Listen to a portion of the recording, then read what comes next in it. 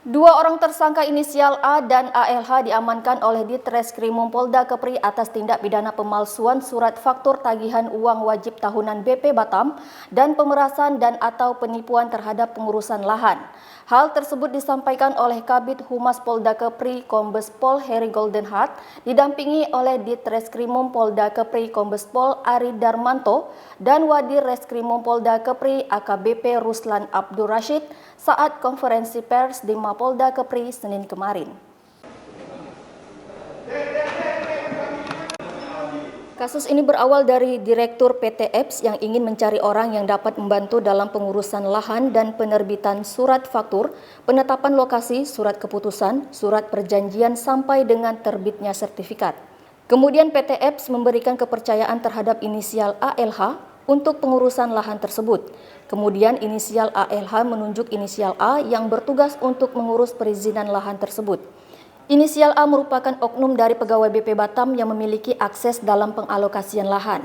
Selanjutnya inisial A melakukan pemalsuan dengan cara mengedit faktur tagihan uang muka tahunan milik PT EPS. Tersangka A dengan mudahnya mendapatkan dan menjadikan dua nomor faktur yang sah, kemudian memindahkan nomor faktur milik perusahaan lain yang diedit dengan cara mengambil nomor faktur tersebut ke faktur milik PT EPS.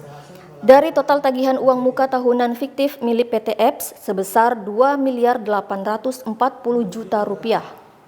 Akan tetapi tersangka ALH kemudian menagih uang sebesar Rp2 miliar kepada Direktur PT EPS dan menyuruh serta memerintahkan PT EPS untuk mentransfer uang tersebut ke rekening pribadi tersangka ALH. Atas perbuatannya tersangka dikenakan pasal 263 KUH Pidana dengan ancaman hukuman maksimal 6 tahun penjara dan pasal 368 KUH Pidana dan atau pasal 378 KUH Pidana dan atau pasal 368 KUH Pidana junto pasal 53 KUH Pidana dan atau pasal 378 KUH Pidana junto pasal 53 dengan ancaman hukuman maksimal 9 tahun penjara. Sudah kita lakukan profiling kepada orang-orang yang diduga selama ini melakukan perbuatan tersebut.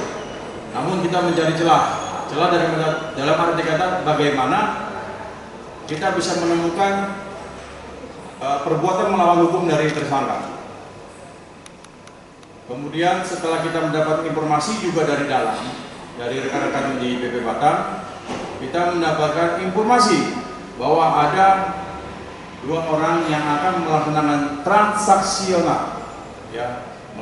transaksional terhadap pencairan yang diduga surat WTO-nya adalah palsu dan lahan yang dimaksud fiktif. Berangkat dari informasi tersebut, kita lakukan profiling kepada dua orang yang sekarang di hadapan kita. Kita langsung mendapatkan, ya kita perintahkan waktu itu Pak Wadir Kripum untuk langsung ke TKP dan saat itu kita memasuki salah satu bank di Batam.